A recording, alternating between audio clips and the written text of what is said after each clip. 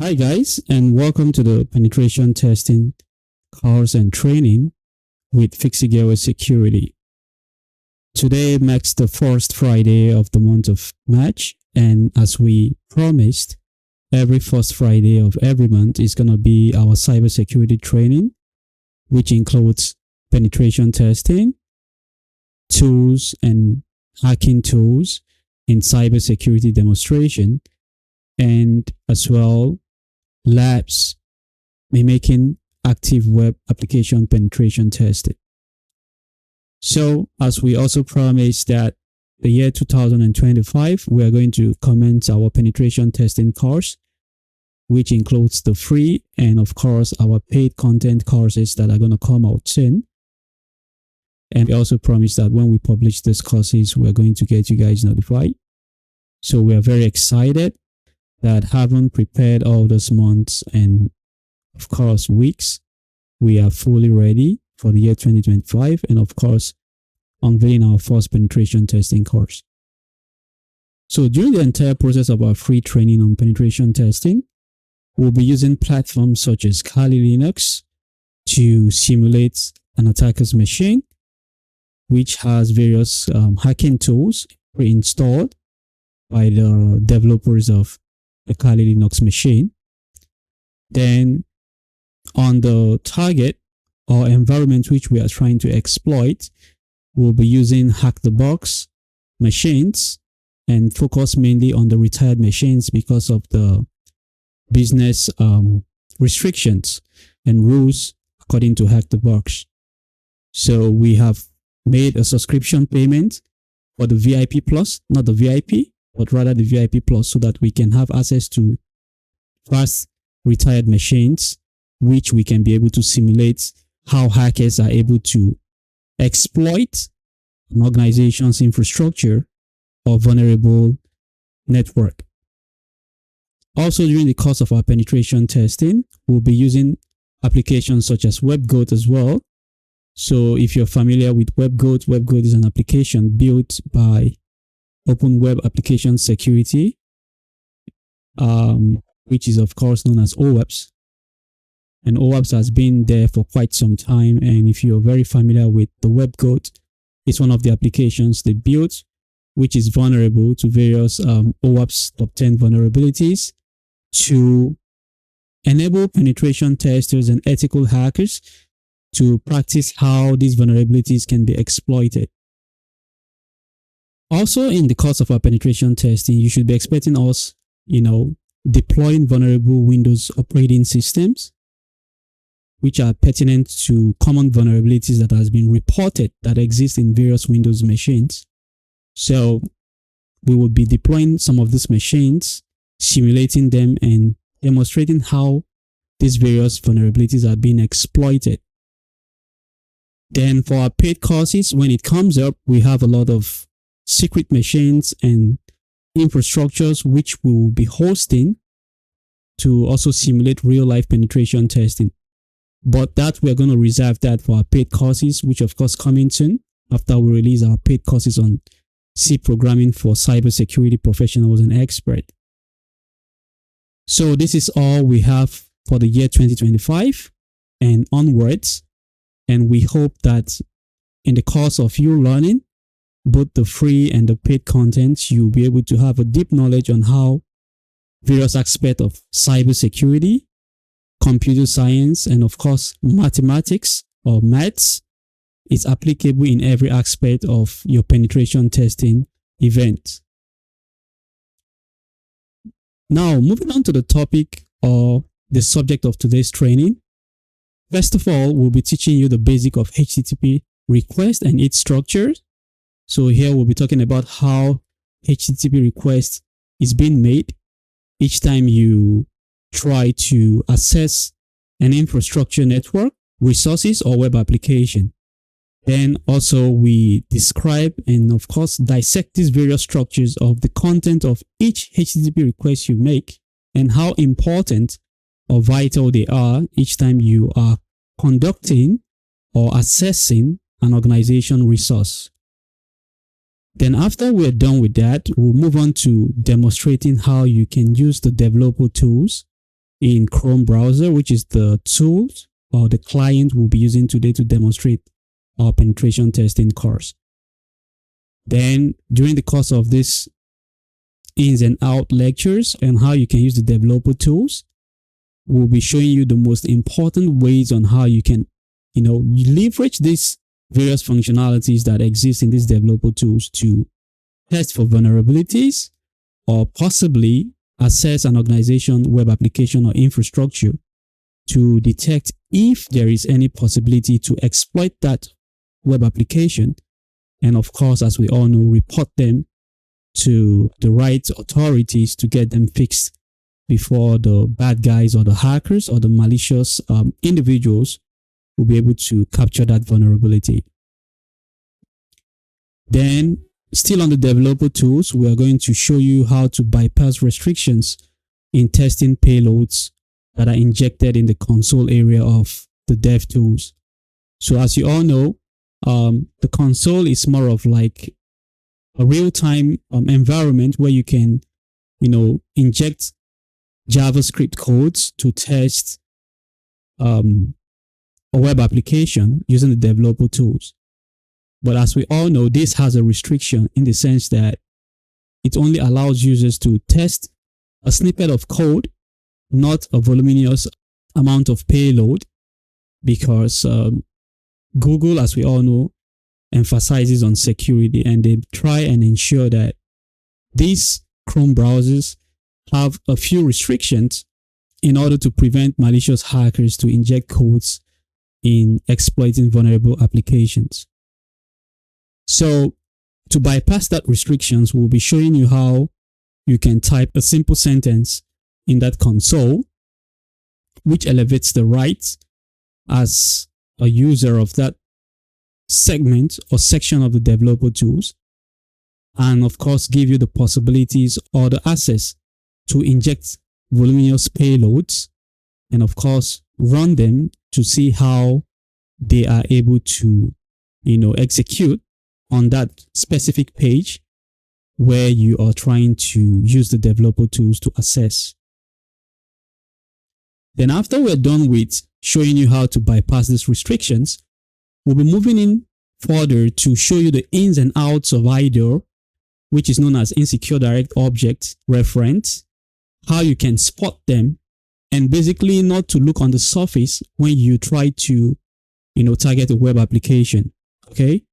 So people feel like IDOR is basically something you can see only when you're on the surface, because from their understanding, they only have a surface knowledge on what IDOR is.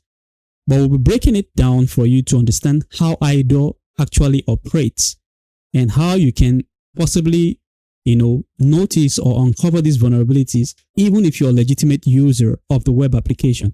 In this sense, you're authenticated, you're logged in, but you're able to see certain restrictions not in place, and of course gives you the permission to access resources, which by right you're not supposed to do so. So we'll be showing you this and explain it in such a very simple way that you understand what IDOR is and how you can track them as a normal user, as an authenticated user, or even as a hacker, of course, a white hacker, not a malicious hacker. Then once we're done with that, we'll further demonstrate 3 tools while we're testing this IDOR vulnerabilities and how we can speed up our process using the free version of Bob Suite, combining the power of AI such as ChatGPT to, generate malicious payloads. And once we generate those malicious payloads, we will now use them with a tool known as SOAP UI to, test for IDOR. If you're familiar with SOAP UI, you know that SOAP UI is more of like how Postman functions in terms of using the Postman tool to test API. Then once we're done, we will now show you how you can pick IDOR request via the browser using the developer tools.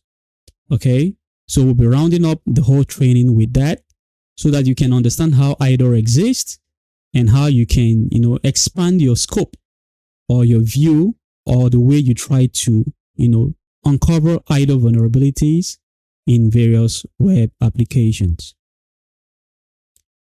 So now let's now move on to a brief theory and description of what we are going to do today.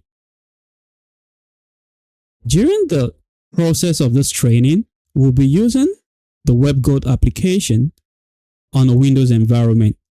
So for today, do not expect us to spawn Kali Linux up or using some sophisticated tools. We are not going to do that because at FIXITGEARWARE Security, our major goal or objective is to get you familiar with the basics. And what are the basics is how to uncover informations, how to spot, how to expand, attack surfaces on a vulnerable web application. So to be able to get you into that mood or spirit of understanding how you can uncover vulnerabilities, we decided to shun everything that has to do with tooling or Kali Linux environment today and just using Windows and of course basic tools and show you how we are able to exploit IDOR vulnerability.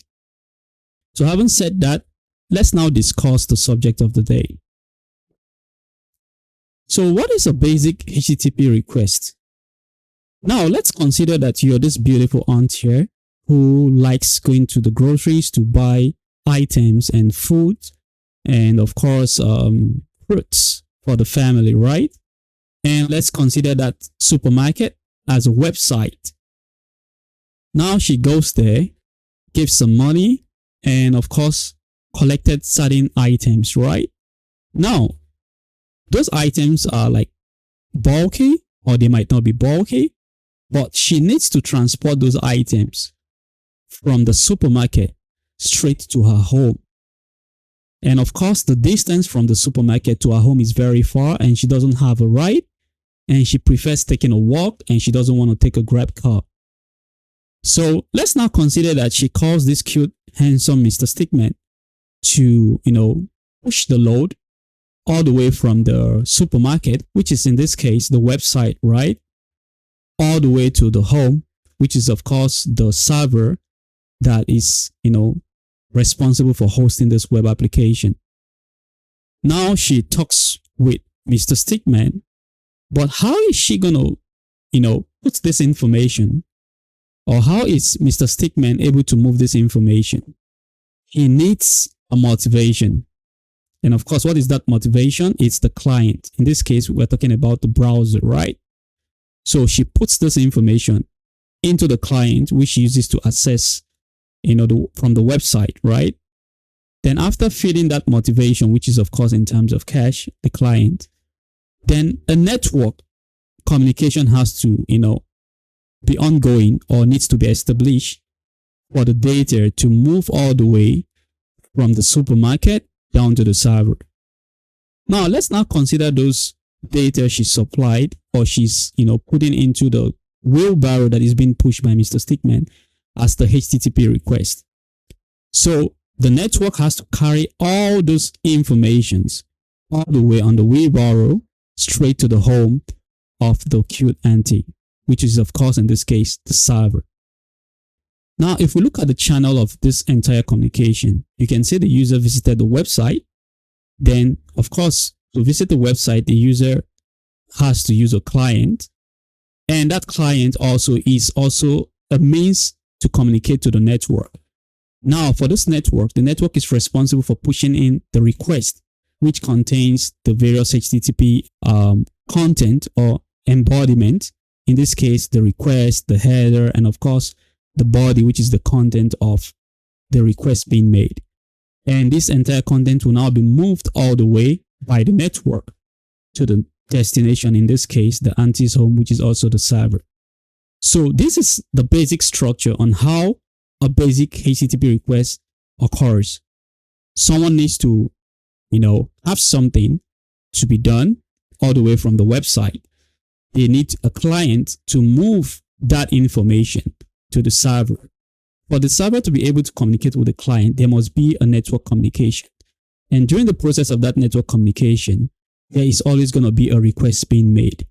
And that request contains a series of information which entails the request, the header, and the body.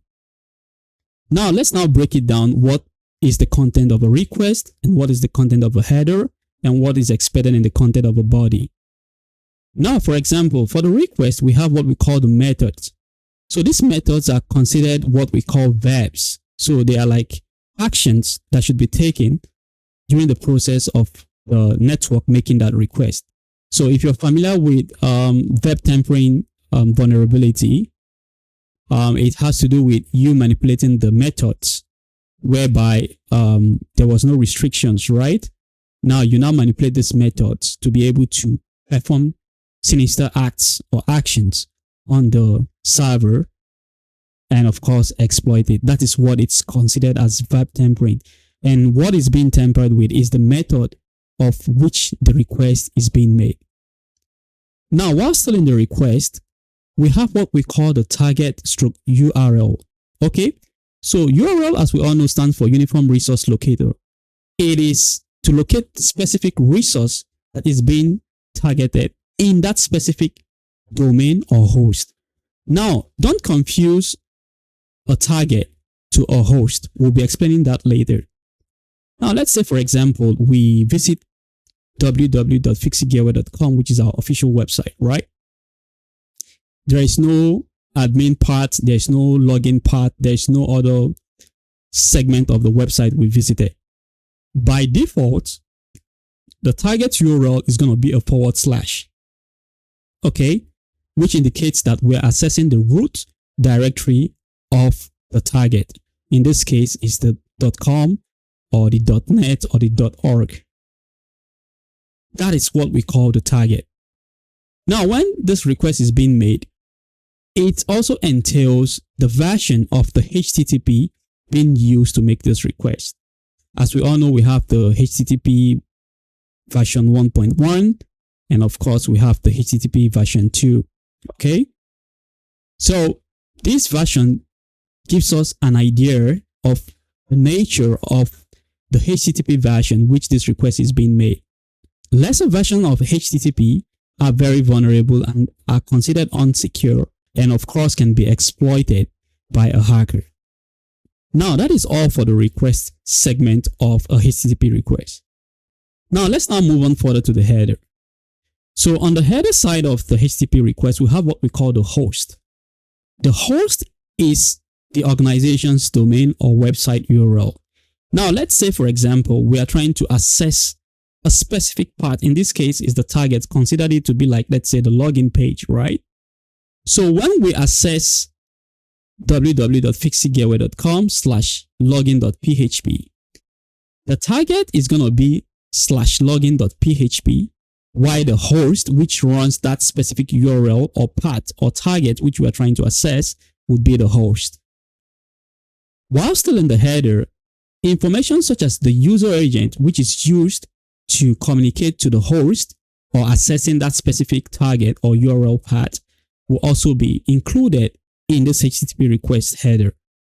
So usually these informations are like the browser version. You can see a series of strings like Mozilla 5.0, something Gecko, Web, Apple, WebKit, and of course Chrome. So these are series of strings that contains the version of the user agent, in this case, which is also known as the client, which is used to access that specific target or host. Now, while still on the header, there's what we call the accept. So most people confuse the accept to be what you want the host or the target to accept. No.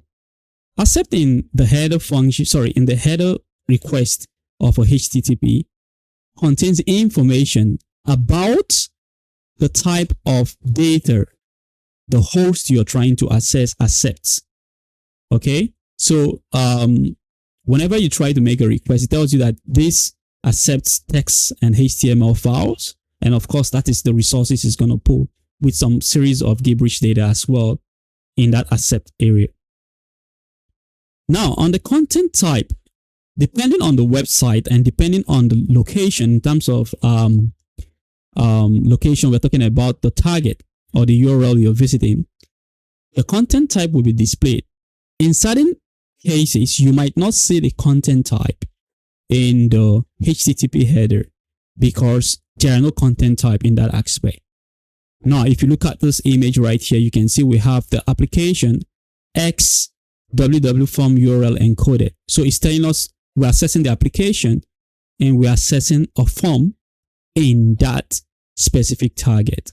That is why we have the URL encoded. And of course, if you're very familiar with building websites, you should know that whenever you see URL encoded, you should know that you're dealing with forms that are set passwords and so on, right? And that is the basic structure of the header. Now let's talk about the body. The body can be anything depending on the information you're supplying. It can be username and password. It can be JSON data. It can be anything. It can even be API data that you're trying to push or you're requesting from that specific host or target that you're accessing. So the body also contains information. In certain cases also, for your information, the HTTP request might not have a body. So do not expect to see a body, especially when you do not supply any data to, that specific host.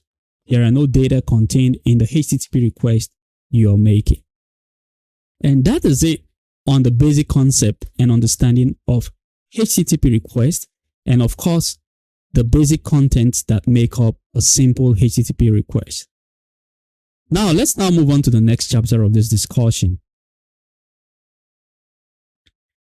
Now, on our left-hand side, you can see that we have a simple request we captured using the tool Bobsuit on our target, FIXITGEARWARE.com. And on the right side, you can see also that there is a simple request we captured on YouTube.com, and of course, using Bobsuit. Now, if we look at on point number 1 on both requests, sorry that we cut certain part of the YouTube section out. You can see that both of the requests are using a method called the get, or the verb, consider it to be a get, instructing that this resources is, fetching information from the target or the host we are trying to access. While still on the request aspect, you can see that for FIXITGEARWARE.com, our request is HTTP version 2, which is of course an elevated version of HTTP to, upgrade our request automatically to the version 2 of HTTP. But for YouTube, you can see they're using a version 1, okay? And this version 1 is a lesser version of the HTTP protocol when trying to access the website youtube.com. And looking further as well in the various informations here, you can see that what we previously explained, aside the other secure and other informations, is still here in this request. And that is how our HTTP request is being captured using what we call the tool Bobsuit. So understanding this basics is very important, because if you don't understand the basics of an HTTP request, you don't know what to exploit. You don't even know the resources you're accessing. So when you don't know what you're accessing or you don't know what to exploit, how can you, of course, uncover vulnerabilities? Of course, it's not going to be possible. And with that, we have rounded up a basic HTTP request discussion. Let's now move on to the next chapter of this training. Now we're talking about developer tools. So developer tools we know exist in every browser that you use. It exists in Chrome, it exists in Edge, it exists in Microsoft Internet Explorer, Google Chrome, and of course Firefox Nightly or any other forms of Firefox that you know out there. And these developer tools basically by foundation was designed specifically for developers. So what does this developer tools does? Once again, if you're very familiar with building websites, you can understand that building a website means that you have to build a website that has to do with mobile responsiveness. So what is mobile responsiveness? Let's say I build a website using my desktop computer, right? I want to ensure that whatever form of browser the user is using or device the user is using, they are able to have a very good user's experience trying to access my website. But of course, this means that I have to have access to every mobile phones which has the designs that I want or I feel every user out there in the world is using to access my website. Logically, that is not possible. It means you have to stock your home with thousands, if not millions of phones to test them individually, right? And of course, testing them means it would take you 10 years or even a decade to it's so funny, to build a specific website. So the foundation why developer tools were created was because of this. So whenever I design a website, I just access the developer tools. I check, the icon. There's an icon where you can simulate various type of devices that is commonly used in modern technology, and you're able to see the user's experience or how the users experience your website each time they use these different devices. So over the years, the developer tools has now improved to add additional functionalities, and this is due to the advancement of web application and of course more development being integrated into design various websites. Now, as a cybersecurity expert or cybersecurity professional or penetration tester, these developer tools come in handy, especially if you're testing for vulnerabilities. Now, when you access these various functionalities of the developer tools, you can see that there are various segments, more than 30 or 20 or 50, if I'm not wrong, in the developer tools. Even as I am right now, a cybersecurity expert, I've not been able to exploit all these various functionalities. But I can tell you for certain that for every functionalities in the developer tools, they have a very good use case in terms of security, in terms of website design, and other functionalities you can use your browser for. So for the course of this training, we have decided to describe the most 4 important segments of a developer tools every penetration tester or cybersecurity professional should know. And these 4 segments are the elements, the console, the sources, and the network. So let's now break this in a short time what these various this 4 segments mean. Now, whenever you try to access a specific web page or a website, there's an underlying code that made that website to be functional. This code includes what we call the HTML. And of course, if there are a few PHP code embedded, it has a PHP. And if there is some cute animation and responsiveness, it has the JavaScript. And of course, finally, it has what we call the CSS, which is of course the cascading style sheet. So this CSS is responsible for giving the website or the web page what we call a beautifying experience or a good coloring that makes the user feel fascinated or enjoy accessing those websites and having a perfect user's experience. Now, the second part of this 4th segment is the console. So what is the console? Let's just consider the console to be a payload ingester. So what is a payload ingester? Let's say I have a simple JavaScript I want to execute on the browser. On that specific elements that I'm viewing, I can execute those JavaScript or snippets of code using the console. So this console will be able to run it and of course output the reaction which I expect from inserting that code in the console area of the developer tools. Now let's move on further to the third aspect of these 4 elements, which is what the sources. So when we talk about sources, you might be wondering what is sources? Every website have what we call directory listing. Certain directory listing are not important or are not to be visible to the human eye, but they exist. Why certain directories are also important to be visible to the human eye, because they are part of the building blocks that makes the website function each time a user accesses that website. And this is what we call the sources, also known as the source code. So there you can see the directory that holds the CSS files. You can see the directory that holds the HTML files. You can also see the directory that holds the JavaScript files that are executed in that specific page or the website you're visiting. And the last part of these 4 elements that is very important, every cybersecurity professional should know, is the network segment of the developer tools. So this network segment is where you see the interaction that goes on between the client, in this case, the browser, which has this developer tool functionalities, and of course the server, in this case, the physical structure that is hosting the resources that you're trying to access using the client, in this case, your browser. So the network is very important. There you can see how the data are being transferred. Are they encrypted? Are they transferred as a plain text data? Are there other informations that are being, received via the responses that is being, sent back by the server to the client to be able to be readable to you, the user that is trying to access these resources using your browser. So the network part is a very important part of a developer tools, because there you want to monitor everything that is ongoing between your client and the server. And if there's anything suspicious, it can also be a standpoint or a foundation where you can, start debugging to, exploit possible vulnerabilities.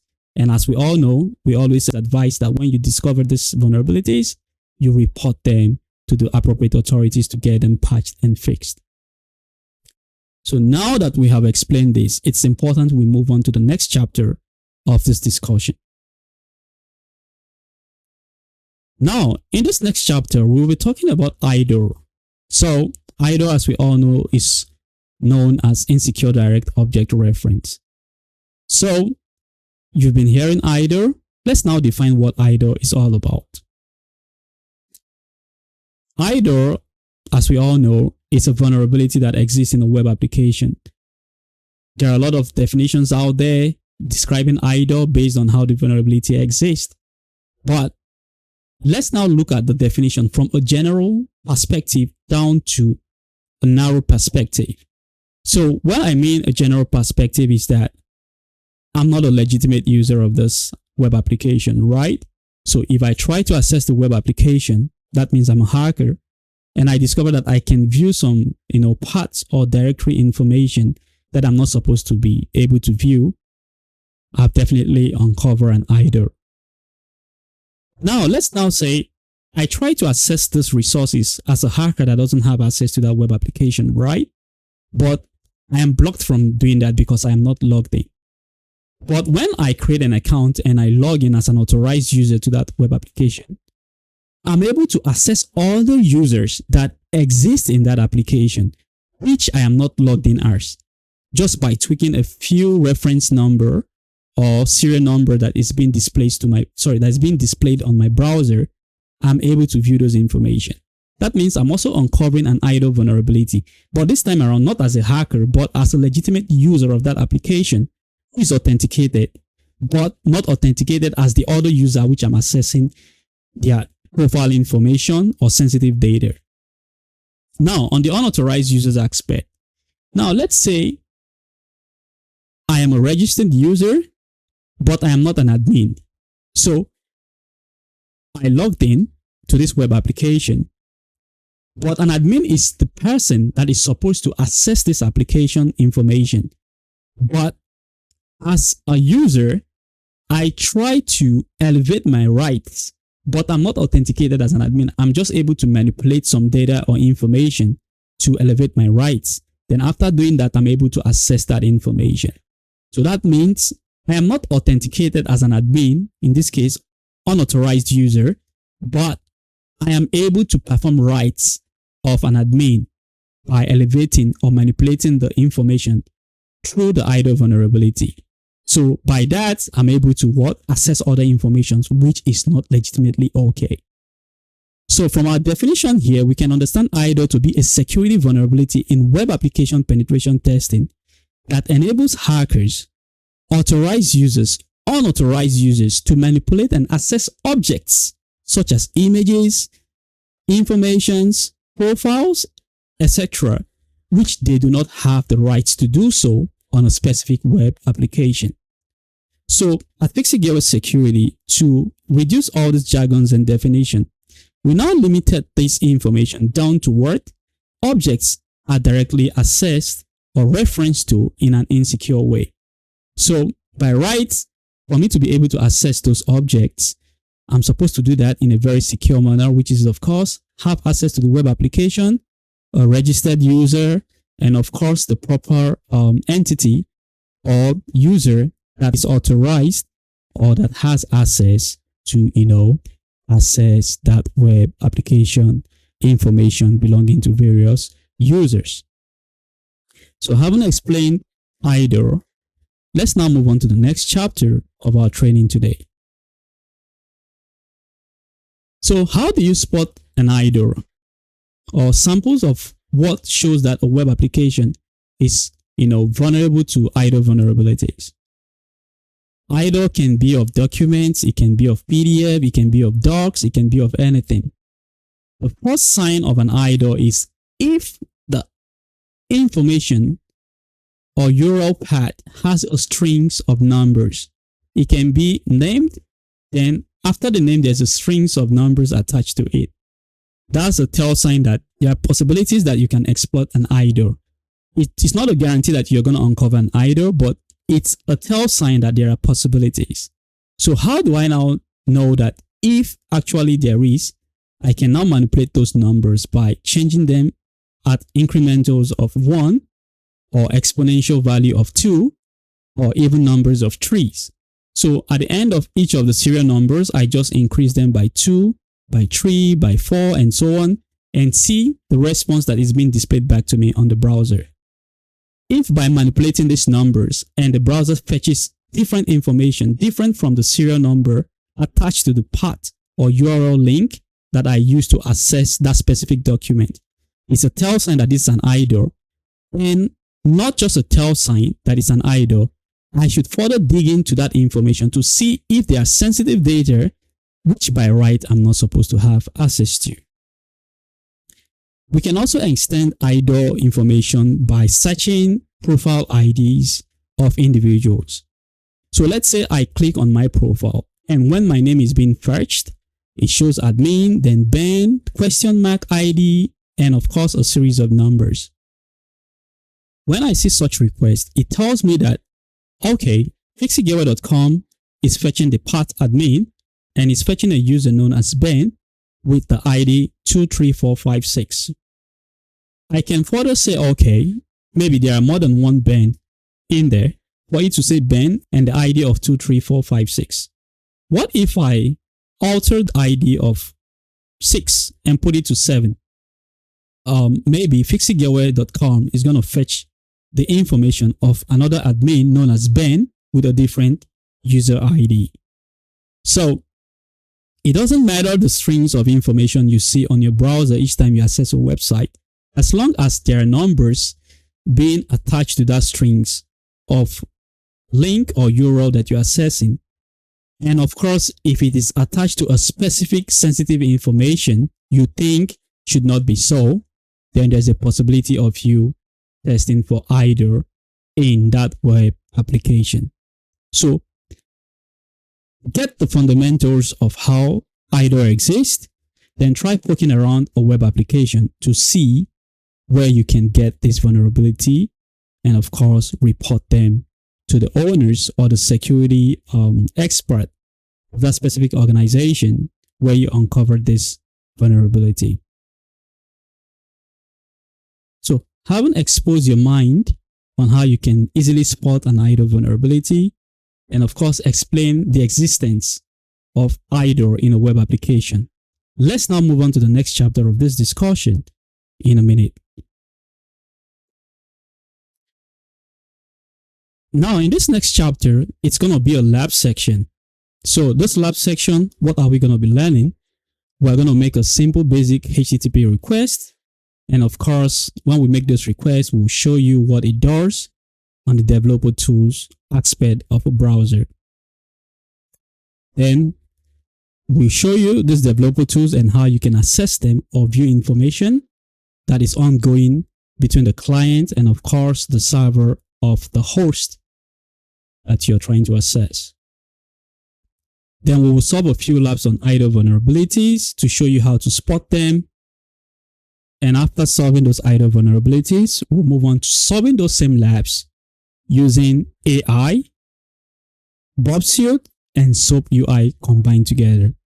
So the essence of using the free tool of Bob Suite, AI, and SOAP UI, which is also a free tool, is because we want to get you familiarized with using free or open source stuff to, of course, build your skill set. Then when you eventually, become financially stable, you can now, use those finances to acquire paid tools.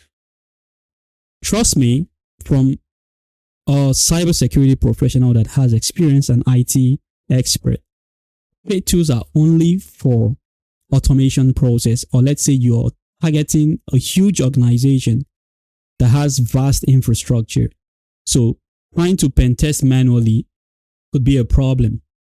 So we try to advise you to learn the basic first, how to use these free tools, how to combine AI, and of course, how to exploit these various vulnerabilities before you can now further move on to a bigger aspect of your penetration testing project, which is, of course, buying paid tools. So let's head on to our lab and, of course, perform a few of these requests. Now, to get our web code running, we have to run our executable script, which is also known as the batch file. Okay. So we run as an administrator or as a normal user, and we wait for the web code to properly execute before we launch our browser. So this lab specifically, we created a new lab environment so we can walk you through those various lab steps which we have described in the slides, so you can have an overview and, of course, a proper understanding on this various training which we'll be demonstrating. So currently I'm using a web code version 2023. This version, let me show you this. This is the most stable one. The one released in January this year, it's having a few issues. We're not able to resolve that yet, but it's okay. We will demonstrate with this version, but all the labs are the same. Okay. So if eventually we're able to resolve the latest one and solve the problems in terms of executing the web code, then it's not a problem. You can still use those lessons to practice on your own. So here you can see we have successfully launched the web code. So we can minimize this and this. Then we open our browser. We already have this here. So let's refresh the page. So this is a new lab environment. So let's just create an account. Here we can call it FIXITGEARWARE Security. Right. Then we say 1, 2, 3, 4, 5, 6. And 1, 2, 3, 4, 5, 6. Then we can say agree to the terms and sign up. Okay, we can just save this temporarily. It's okay. So there's a few description here. We don't need to solve all this. It's okay. So let's move on to the HTTP basics, which is the HTTP request that goes on between the client and the server of a web application. So over here they have a few description on the lessons. We don't need this. We just want to demonstrate the lab. So previously we talked about the developer tools that you can access via the web browser. So in this case, you can see we're using Chrome. So we'll be using Chrome to explain this. Now, I want you to take a look at the tab. Okay. Over here, you can see that our username is in plain text. Okay. So this is a sign, or this is an example of how, this request was made and the location where. So this is considered the URL, and this is the path, which is of course a directory and a few gibberish information. Then of course the user's name and the actual name of the user. So Now let's launch the developer tool. We can use Ctrl+Shift+I, or you can right click, okay, and inspect element. Let's show you this one. So you can right click and say inspect. So over here, it's where you can switch the views. Okay, sorry. You can switch the views of the various mobile devices if you're a web developer or you're building a website. So we don't need this one. We can just close this. So previously we described the elements which is found in developer tools. We also explained the console where you can run your various malicious code or scripts, and of course the sources, which is a directory listing, and the network. So this is going to be our area of focus. As you can see, these are the various requests we've made right on this target. So let's expand this a bit. Now I want you to see something. This is just, the constant communication between the client and of course the server. In this case, we're running webcode locally on our machine. So here it tells us to type our name and hit the button go. Okay, so let me do something different. I want to make this fresh. Okay, we'll say inspect and we go to network. So here you can see. So let's put FIXITGEARWARE Security. I want you to see what's going to happen, and we hit go. Now you can see attack. Okay, and right here is what happened immediately we hit the button go, and we click here to intercept that information. Now if we look on the right hand side, you can see that we made a request. Okay, this is the URL and the path, which is of course the HTTP basics and of course attack 1. And for our request, the type of request we made, or the method, which is also known as the verb, is a post. You can see request method. And of course, the status code is 200 OK, and a green button showing that the server is alive. And the remote address, of course, is locally, is the local host. And of course, you should be familiar with various ports and services. So 8080 is for HTTP and 443 is for HTTPS. Okay. Then if we move further, you can see that here we have the content type, and it tells us a form, because this is a form, you know, right? So that's why we can see the content type. But in some cases, if it's not a form or we are not interacting with a form, we're not going to see this. Okay. Then furthermore, for every authentication process that goes on a web application, the way the client, in this case your browser, and the web server, maintain that integrity between each other is via what we call a session cookie. Okay, so depending on the developer or how the server communicates with the client, some of these cookies are timed out to renew or refresh. So this information right here is what we call the cookie or session ID. Okay, this is the cookie and it's known as the session ID. So for each session that is established, you can see the information, and usually it's always encoded, which is gibberish data, which is not readable by human, visibility. Then you can see the origin, and of course, the most important part is the host.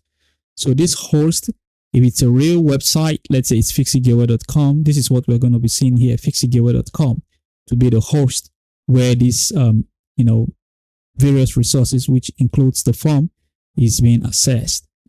So now let's move on to the payload.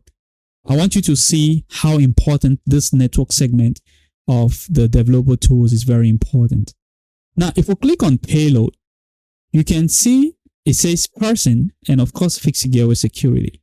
So what this payload implies is that this is the data we entered in the form, and of course the client, in this case the browser, was able to capture this information going through the network. Now this is possible because first, when you design a website, information such as usernames are not encrypted, okay? They are not considered extremely sensitive. So they are always human readable and visible to the human eye. But let's say you're entering information such as passwords. By designing the input forms or code or the basic HTML syntax during your web development, once you indicate that that's a password, by default, that data will be encrypted. Okay, once there's a communication between the client, in this case your browser, and the web server. So now on this payload, you can see we're able to see the information which we just typed in just right now into this form before hitting the button go. Now, if we go to preview, preview is going to be information about the responses, the information that was sent back, by this form on our browser, and a few informations that is encoded or that this is supposed to display to the end user of this website.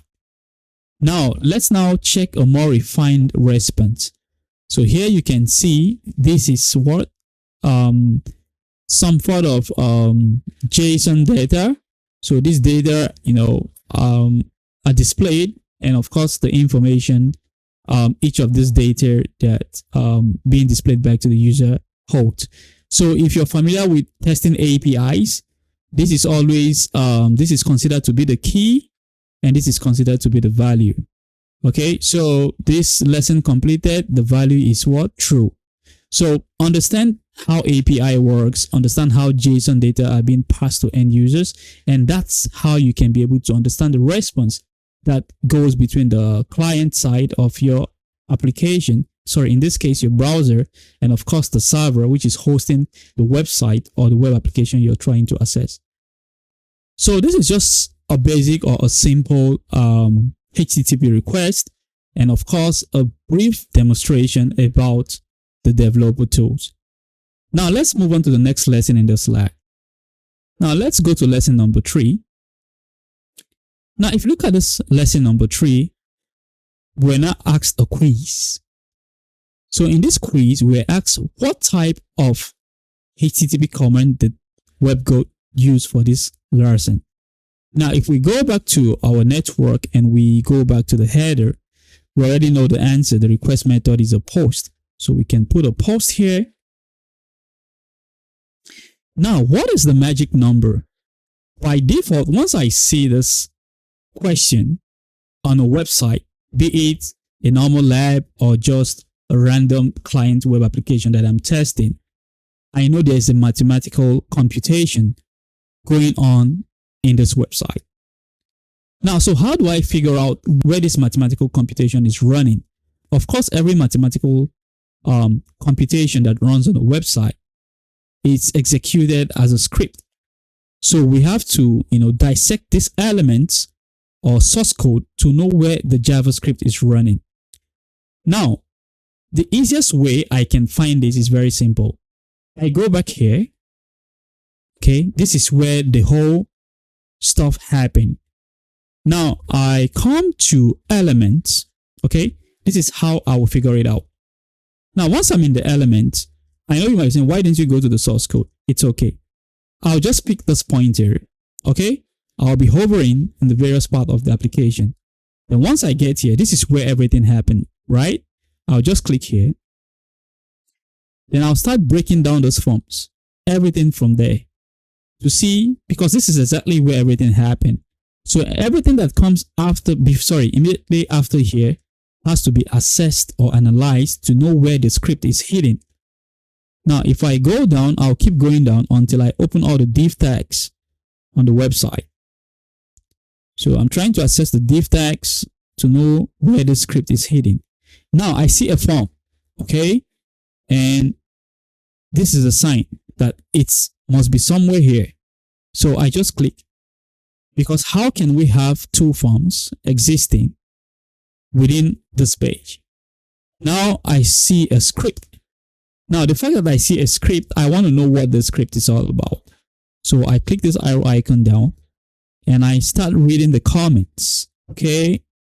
Then I start, analyzing the code, and I notice there is or mathematical computation. And of course, if we go to the next question, it's okay, it's not going to close. We're asked, what is the magic number? So how do I know this magic number? This is a script and it tells me it's hidden, okay? And of course, what is the name? It's a magic number. Now, if you're familiar with designing website and forms, you will know that we have a name, we have an ID, and of course, we have a value. Now, by rights, certain values are not supposed to be visible to the human eye. So if they are visible, that means you can take that value and of course answer the question which the website is asking. So for example, let's say you have a website where you register your name and of course you provide information such as security questions and answers, right?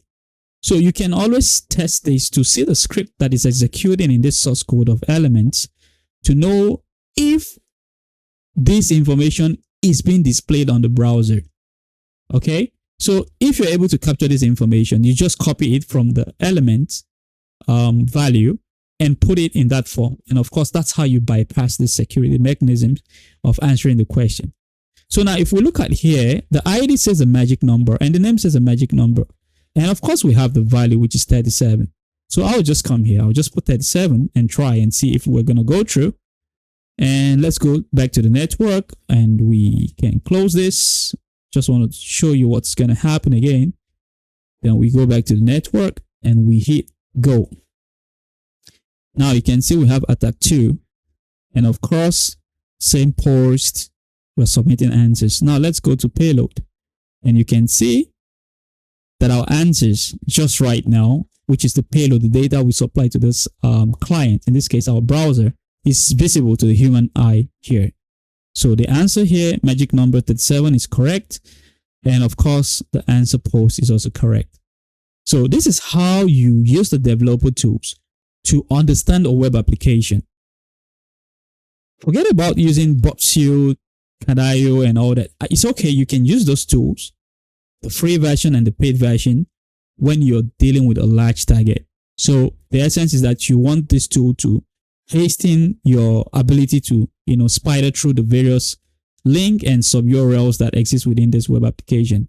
But in the real life scenario or in the real life sense, all you should do is that whenever you're testing a target, exploit every possible end by assessing the developer tools and see where certain informations are hidden. Okay, it's considered to be an active recon, and that's the only way you can, uncover information about a target and of course find possible way to exploit them.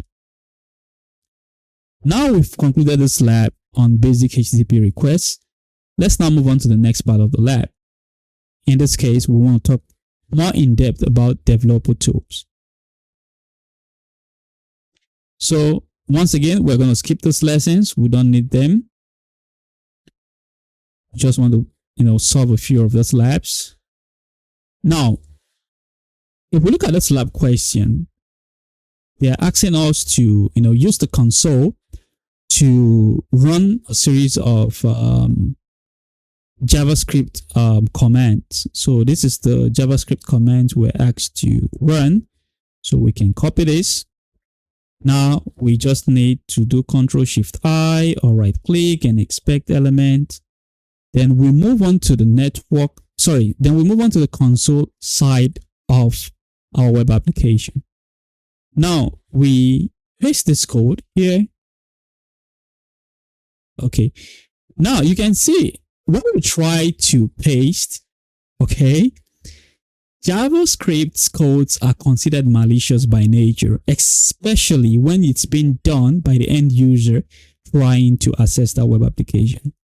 So each time you try to do this, depending on the security mechanism or the client you're using, in this case, we're using Chrome, right? So the latest version of Chrome doesn't allow you to do this. So you try to paste, it's going to tell you, sorry, don't paste code into the DevTools console that you don't understand or haven't reviewed, and so on. So how do we override and bypass this? We just type the simple command. We say allow, pasting, and we hit enter. Now, if we right click now and paste our code, you can see we can now run this malicious code on Chrome. And of course, try to see what the web application is going to say. So let's hit enter. Boom. And immediately we run this code, you can see that informations were, retrieved back to us on our browser in the console environment. So there are various JavaScript syntax and commands you can run. But first you have to understand the JavaScript that is being executed on that web application. Once you're able to understand it, you can, try to, let's say, in this case, this is the JavaScript is web code. Okay. So, let's say it's FIXITGEARWARE.com. So we can say FIXITGEARWARE custom JS. Then let's say we can say credit card, whatever syntax that JavaScript can run, and we execute it and see if information will be pushed down back to us in our console environment. Now, if we look at the question, they said, make sure you got the most recent number since it is randomly generated each time you call this function. So let's look at this information where there is a number and we can copy. Now we can see phone number response is this. So this is the number they're talking about. You can just come here and copy this number and right click and we say copy. We paste it here and we hit enter. And as you can see, we answered it correctly. Okay. And of course, the key is correct. And the value, okay, missing translation for key. Okay, sorry. So you can see the key is what? Correct. Okay. So this is basically how you can manipulate the console environment, especially when you want to paste large payloads and it's rejecting you. You just have to issue the simple command, allow pasting, and of course, Chrome, in this case, which we are using, is going to relax its security measures that is implemented and allow you to, paste those malicious codes and of course, execute them in the browser. Now, let's move on to the next lesson, still on DevTools.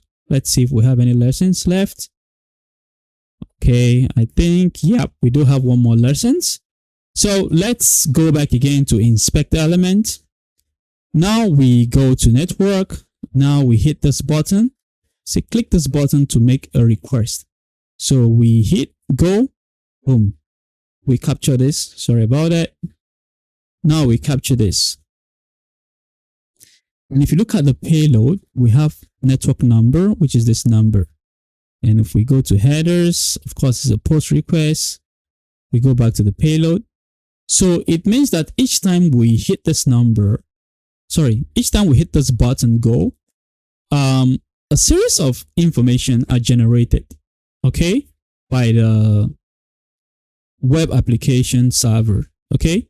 So these numbers, are they supposed to be visible to the human eye or not? Is dependent on these resources you're trying to access, and of course, by rights, if they are private informations, okay? So if they are private informations, but it throws you some access code you can use to view them, even though you're not eligible to, view those information, then we can consider that as a vulnerability. So now let's copy. If you look at this question, it says, what is the network number? Okay. And you can see the spelling also here. It's called network num. Okay. So all we just need to do, we just copy this number. Sorry. And we right click the value. We hit and we click check. Boom. And as you can see, we've answered the question. Now, the essence is this: always manually test web applications and see what they are doing or what they are supposed to do and what they are not supposed to do. Okay. Once you're able to understand what they are supposed to do and what they are not supposed to do, then that is a launchpad to exploit these applications and of course report the vulnerabilities uncovered to the appropriate authorities or security personnel. Now that we are done with these lessons, let's now move on to IDOR vulnerability, a form of broken access control. So For IDOR, they have a few descriptions. We're not going to go through these descriptions, but let's move on to solving the labs. So here in the first lab, you can see it's talking about authentication. So they're telling us to authenticate first, and of course, see how we can abuse this authentication once we're able to access it. Okay. And if you remember previously in our description, we said it could be a hacker, directly referencing objects without logging in. And it can be a normal user directly referencing objects they are not supposed to see, even though they are authenticated in the system. Okay, so in this lab, as you can see, we're given a simple form to log in. Okay, so we can just click submit, and it tells us the credentials we provided. It's wrong. Okay, here we're given a name, Tom, and a password Cat. So we can put Tom here.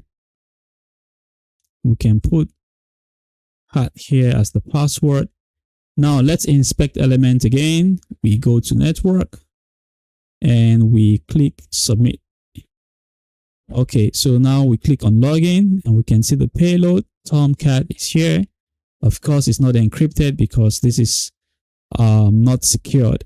Okay, so it's visible to the browser. Okay, and if we go to the response, you can see the lesson completed true. You have now logged in as Tom. Please proceed. You can see here, that's the same response here, right? Good. Now, I want to show you something. Okay.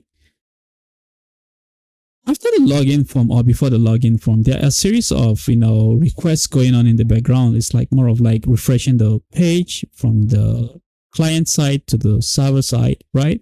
So let's click something here. Now, when we click that page, we can see a list of URL paths. You can see paths, right? Different paths exist. Let's zoom this. So different paths exist. You can see here we have, it says name, view, other profile, which means we can view other people's profile with this URL path. Of course, here, view your own profile. Of course, with this alternate path. Okay, so whenever you see alternate path or whatever things that comes up, it means it could be a reference number or information that is used to pull information that is belonging to that user on that web application. Okay, now bear in mind, keep this information. It's very important for the next solution. Now let's close this. We can zoom this back to the position. Okay, now we move on to the next lab. I want you to see something. Never save. Now it's telling us a few questions and that we should provide solution. First, it tells us to click this view profile, and once we click the view profile, then we should list the two attributes that are in the server response. Okay, this is a clue, response. Okay, but don't show above in the profile. So we go back to inspect element again. It's okay. We go back to network. Of course, we want to deal with responses, right? So we can click on view profile. Now we intercept this. And of course, we're on the response side or tab of the network communication between the client and server, right? Now, if we look at the information provided on the client's front end, we can see the name has, Tom here, the color, of course, yellow, the size, small. Once again, remember, this is key, this is value. For JSON data, this is key, this is value, this is key, and this is value. Now, the question says, in the text input below, list the two attributes. Of course, when we talk about attributes, we're talking about key, okay, that are in the server's response, but don't show above in the profile. Now, name is here, and of course, we have the name here, Tomcat. Color is here, of course, it's yellow. And over here it's yellow. Then we have what size? Size is small, and over here it's small. But if you look at the front end, we didn't see the information that has to do with role, and we didn't see the information that has to do with what? User ID. So these are the two attributes or key that exist on the server response, but it's not displayed on the front end of the user. So we can come here, we can say the first one is a role, and we put a comma. Then we say the second one is a what? A user ID. We can just close it. We submit this different data, and as you can see, correct. The two attributes not displayed are user ID and role. So let's say you view your profile on the front end, right? And you see a few information, but by the time you try to access the developer tools and you notice that the response, like the developer tool is pulling every information that belongs to you, including your credit card information, but it's not showing you on the front end side. It means there is a problem. Okay, by right, your whatever that is visible here should be the same thing that you should be seeing here. So if the data on the front end is different from the data on the response via the developer tools on the network side, and of course these informations are very sensitive, you should know that this is very dangerous. A user can exploit it by supplying some series of strings or numbers if that data is being pulled from the server side of the application using series of strings or reference number. So now that we're done with this lab, let's move on to the next lab. So now in this next lab, we're asked to view our own profile. Then the application we're working on, seems it's a RESTful API and other group bridge information. Then say, please input the alternate path to the URL on your profile. Please start this with this. Of course, they've given us, and of course, provide this information. And it tells us to disregard, the host name and of course port. So if we go back here, remember we have to view your own profile. We have the path. So after web growth, we have IDOR, we have profile and the user ID.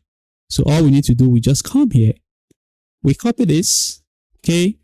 We go back here, we put it here. Now, sorry, not double slash, just one slash. Then the next thing we want to do is to get the user ID. So previously, what was the user ID of Tom? We go back to inspect again. We go back to network. Okay, we can just click view profile once again.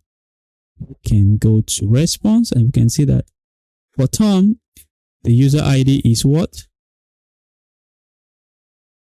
84, right? So we can copy this. Sorry, we can now go to the next lab and we just put this number here and we can just click submit. Boom. And as you can see, by supplying that data, we're able to view our own profile. Okay. Now let's now move on to the next lab to see how dangerous IDOR can be and how hackers or unauthorized users can exploit this if it's not properly secured in such a way that only the user that has rights to view that data is able to view. So we head on to lab 5. So we can close this again once again. I just want you to have a clean view of the network response. I can leave it open, but I don't want you to start scrolling up and down. So now we click on inspect element. We go back to the network area. So we can now click the first one. We say view profile. Now we capture this and you can see false, you're on the right path, try a different ID base. Now let's see what the question says. It said view someone else's profile by using the alternate path. Okay, you're already used to view your own profile. Okay, good. Now if we go back here, remember here previously we have a path to view our own profile, right? and how do you view other person's profile. Okay, it's still the same path. Okay, then we say alternate path. So here we just come here, we copy this. So in this case, we don't need the ID, right? Okay, now, so the alternate path, okay, if we go back here, the alternate path means the profile, then the alternate path. In this case, we can try different informations. Okay, previously, I would go back to the slide. I want to show you something. When we viewed this guy's profile, okay, let me just click on view his profile, alternate path, right? You can see over here, we have various alternate path, okay, response. So here we can see it has a role, it has a color, it has a size, and of course a user ID. So how do we now check other person's profile? It's very simple. We just come here, we copy his own alternate path. Okay, this is how IDOR works. So if we come here, we can hit it in our browser and we hit enter. Sorry about that. Okay, so we can just come here. So we copy this, we put it here. So we can copy this and we hit enter. Now you can see we were able to view our own profile. Then it's telling us that it's wrong. Okay, we want to view someone else's profile. So all we need to do is we can start, brute forcing these numbers. Usually, what you should do is you can just be doing an incremental of 1 to see. And if you can see the response here, it tells us you're on the right path. Try a different ID. Okay. And once again, remember here, you can see the path to view our own profile and to view other person's profile is the same. In this case, they just stated we should put our ID, but here we can try different stuff. It can be ID, it can be role. So in this case, we are trying the ID. Okay. Now we can just increase again by 1. No response yet. Now we increase by 1 again. No response. Then we increase by 1 again. And boom. Now you can see there is a response.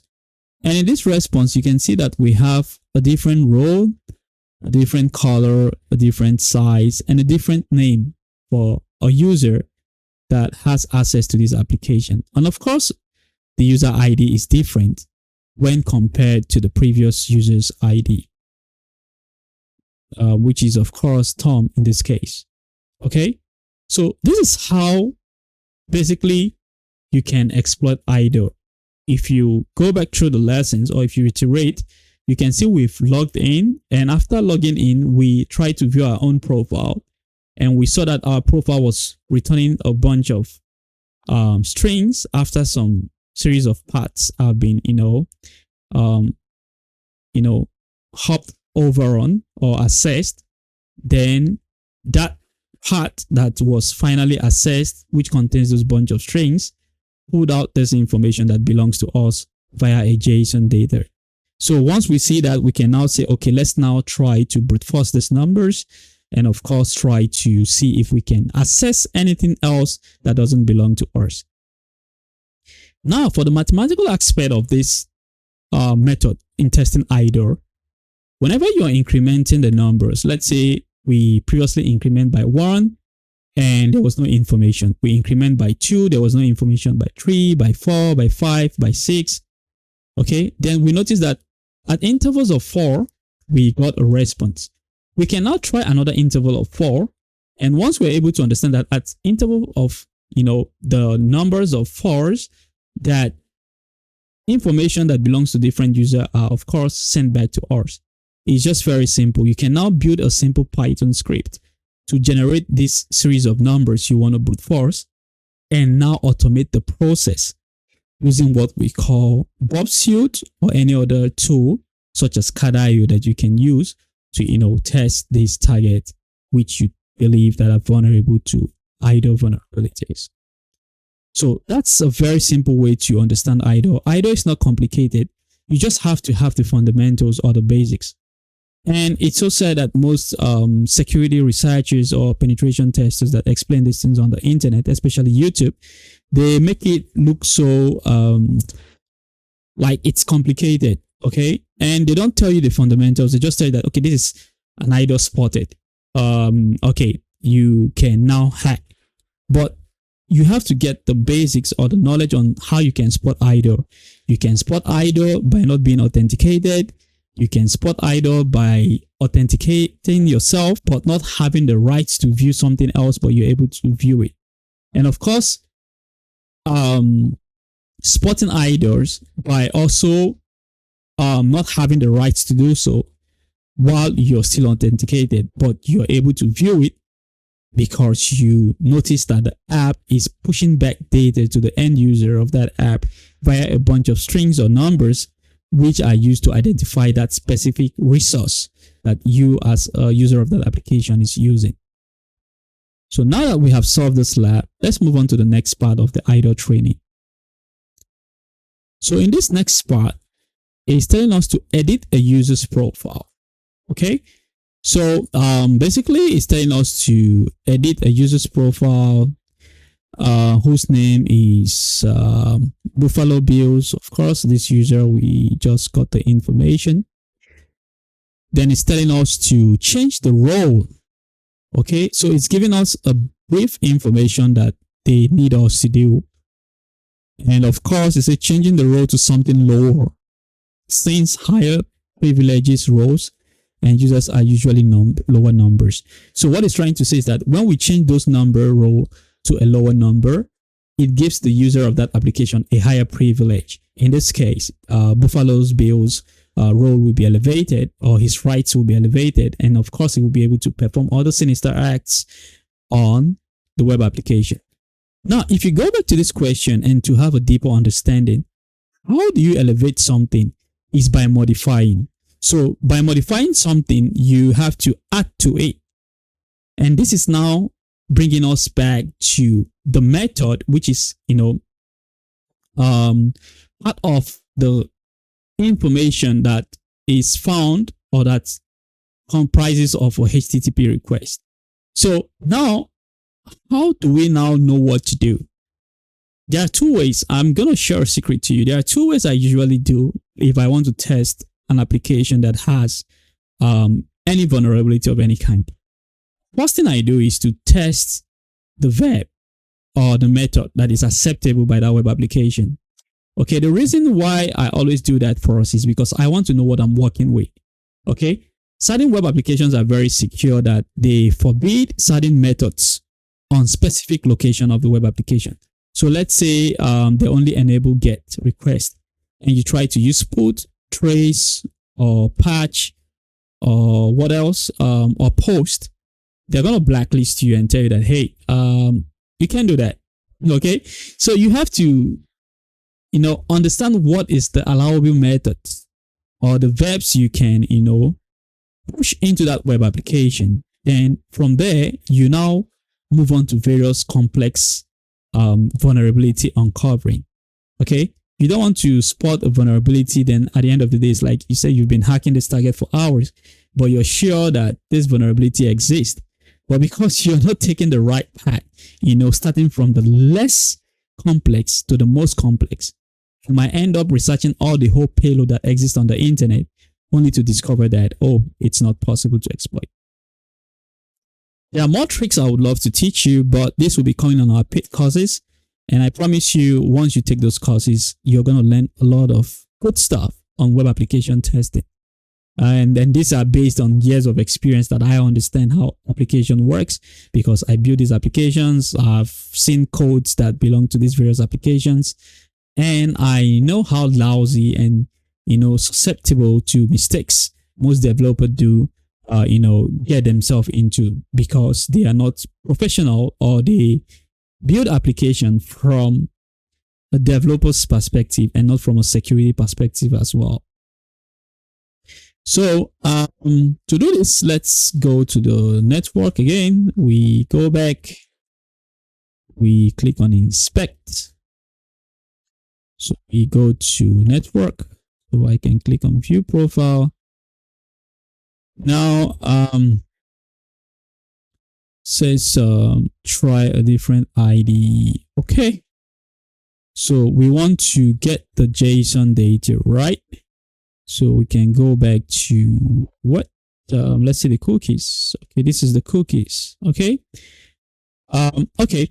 I remember we said we are going to teach you how to use Bobsuit and AI combined to solve this problem. And of course, now put this information to, sub UI, and of course, exploit this vulnerability. And that I'll be showing you in a minute to round off this lab.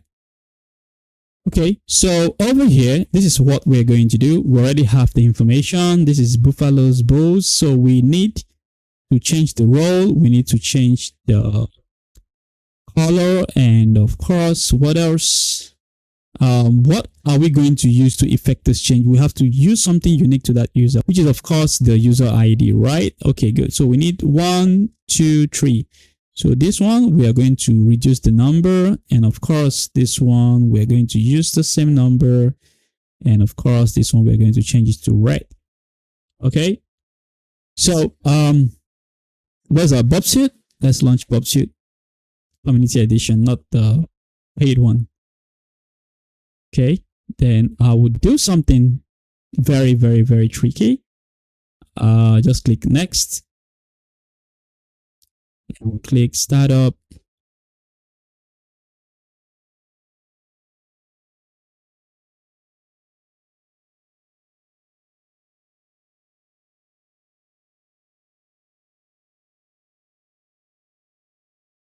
Good. Now we are starting up the application, so we can go to proxy. You should know how to use this. You just turn on your proxy, open browser. You don't need to waste time. So I'll just come here and let's see. Let's copy the slab. Okay. I think we're gonna be wasted to log in, right? Meantime, let's check. Okay, this is the last lab. So we copy this, right? We go to this place. We can put this here. And we hit enter. Okay, so we off this now. I need to access the lesson. So I need to log in first. And the password is 1, 2, 3, 4, 5, 6. We log in, right? Good. Never. Okay, we go to broken access control. We go to IDOR. Then we come to lab. What? Lab 5, right? Good. So now we want to proxy this request. Okay. So this is what I'm gonna do. Okay. I will just come here, turn on my Bobsuit. Easy peasy. I want to use AI to do this. So I can just click on view profile. And I go to my Bobsuit. So this is the one. I need this, right? Good. Let's copy this. This is the session ID. I just come here, copy all this. Okay. And where is the host? I need the host. Okay, we have the host, right? Now I copy this. Good. Now let's go to ChatGPT. Let me show you how we use ChatGPT to do some crazy stuff. Just off this. Just minimize this for a while. Okay, minimize this. Just go to ChatGPT. Okay, I'll just post this. Generate. Okay. Request for IDOR using this information below.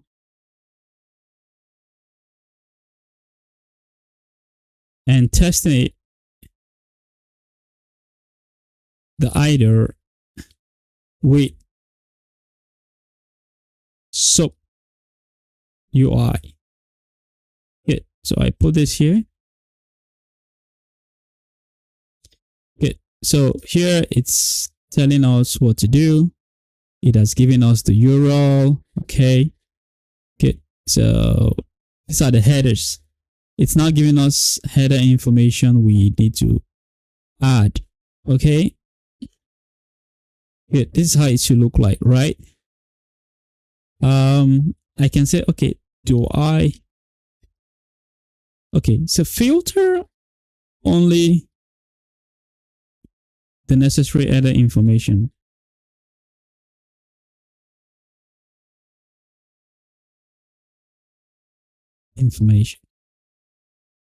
Needed for this request. Good. So now it's telling us this is what we need to do, right? Okay. It tells us these are all we need to do, and it's explaining, right? Good. So it's telling us this is the host. I can say, okay, generate the URL in one line. Good. Now you can see it's telling us this is the URL. Okay. And of course the profile, the ID, right? Good. So I can copy this. I go to my SOAP UI. I'll skip this. So it's a file. Okay. It's popping it out, right? So I just come in and say, okay, just leave this for now. We put the URL, right? Let's now add the various headers, right? So in this case, we want to deal with, Buffalo Bills information. So we can come here. Where is it? This is your ID, right? Okay. I said we should modify you. Okay. Good. So I put this ID, right? Good. Now, let's make it very simple, right? I will come here again. This is how I'll just do it. I'll just, okay, prepare the JSON body for me. Okay, so JSON, prepare the JSON body for me using the data below. Okay. I'll just come here. We need to change the role. I think last time I solved this live, I think is 1. We tried 2, it didn't work, then we tried 1. So here I can change it to red. As you can see, I'm not logged into ChatGPT. Just use it quickly. Then we want to use this ID. Okay, so can remove all this other beautiful data. Okay. Then we say prepare the JSON body for me using the data below. Good. So it's gonna generate the data. So boom, I just come here, I copy this. This is the lazy way of hacking. So I can put, let's say post, right? Of course, that's why we didn't set the body. So let's just put the body here. Good. Now we go to the authentication header. So remember previously we generated a few header information, right? Good. So let's go to the essential headers. So we come here. We can say accept language. We can come back here. Good. And we put the value, should be this one, right? Good. We do this. So you can add multiple headers.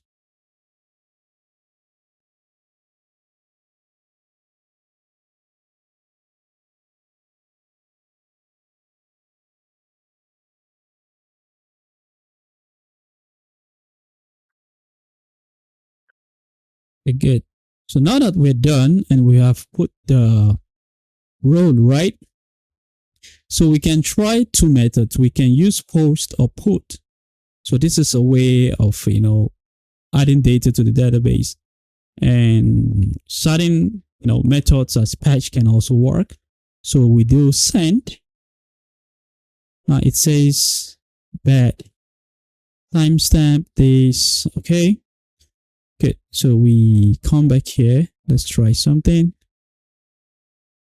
Can go to put, try send. Okay.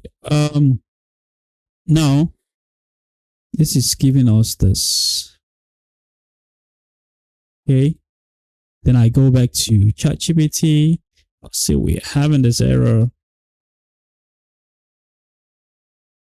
Okay. Good. So this question is 7 days. The agent was rejected because the parameter name is not allowed. Indicates that the application is rejecting your request because it's considered JSON data. You are trying to send a part of the query parameter or form data which doesn't allow. It looks like you're trying to pass JSON data as part of the request in an invalid manner. So,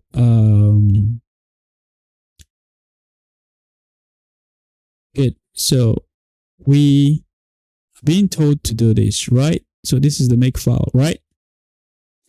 So I can say this, accept this. Okay, let's see. We go back here. Good. Then we come back and we say content type application.json, right? Good. Now we come back here, content type, and we put here, right? And we say send.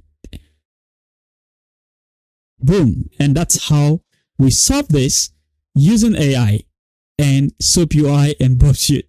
Okay. So you can see how we solve this problem. We did, and we debugged the content. Now, AI was able to tell us that, okay, I've seen your code. I think you're trying to send a JSON data and you were using a different content type. So this part of the server cannot receive this type of content type which you're trying to use to send the data to us. So by rights, it's not going to work. Okay. Now, if we look at this right now, we can see that this, it's cool. And we've been able to solve this live essay. Congratulations. Well done. You have modified someone else's data, their role, their color, their size, and of course, their name and so on. Now we have solved this. Let's now make AI to generate a console JavaScript method for us to run on the console and also solve this lab. So what I'm going to do here right now is, okay, this is correct. Just come and say, this is correct. Can you please, I always like using please to AI. AI is very, very cool. So can you please generate this to be executed via Chrome Dev Tools? Okay, then I put this right. Now you see what's going to happen. AI is going to generate the code for me within a split of a second. I don't need to start writing these and wasting my time. I can do it, but it's not, with the existence of AI right now, penetration testing is, it becomes very easy. You just have to know what you're trying to exploit and understand how you can exploit it. So all I just need to do is I just copy this. I go back to the same lab and I click on inspect elements. Then I go to console. Boom. So I can close this. Okay. Let's just refresh this. So I go to inspect. I go to console and I right click. So I hit enter. See what's going to happen.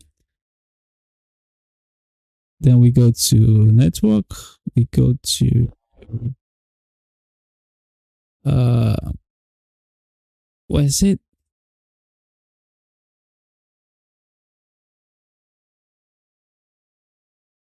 Go back to console. Okay, it says allow this. Okay, good. So sorry about it. So now if you can see, we have our success message here. Control Shift ++. You can see timestamp this. Okay, error, method not allowed. Okay, so it's telling us not allowed. This not allowed. Okay, so we go back to AI. Okay, let's talk to AI again. How are you? How are you?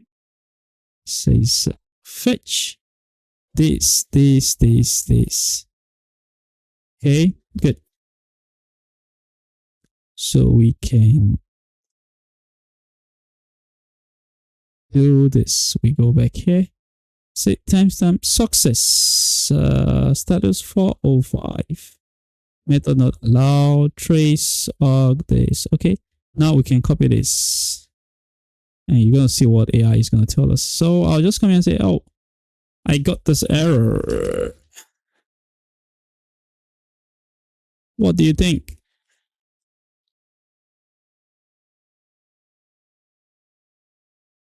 Just put it here. See what AI is going to do, right?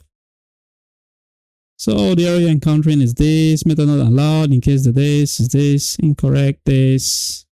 Then it has updated the code for me. Okay? Good. If you want to test with get method, you use this. If you want to test with put method, you use this. So I just come here. And if you look at SOAP UI, we use put, right? Good. So we go back again to this lab and close it and say inspect. And we go back to console. We can paste. We hit enter. Good. Say, well done, you have modified someone else's profile as displayed below. Boom, and it tells us the information. So you can see how we solve this problem using AI, Bob Suite, and SOAP UI. Then we solve the same problem using AI,